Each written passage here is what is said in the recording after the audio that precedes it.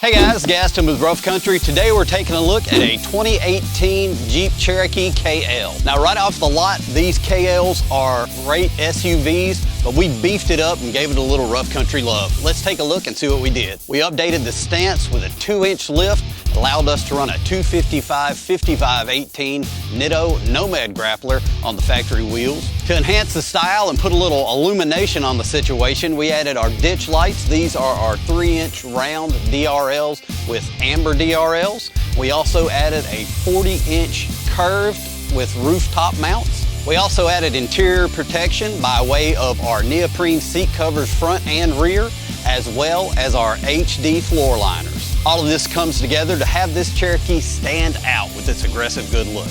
So whether it's the country road or the country club, we've got the accessories to make your Cherokee KL stand out no matter what. Check us out today at roughcountry.com.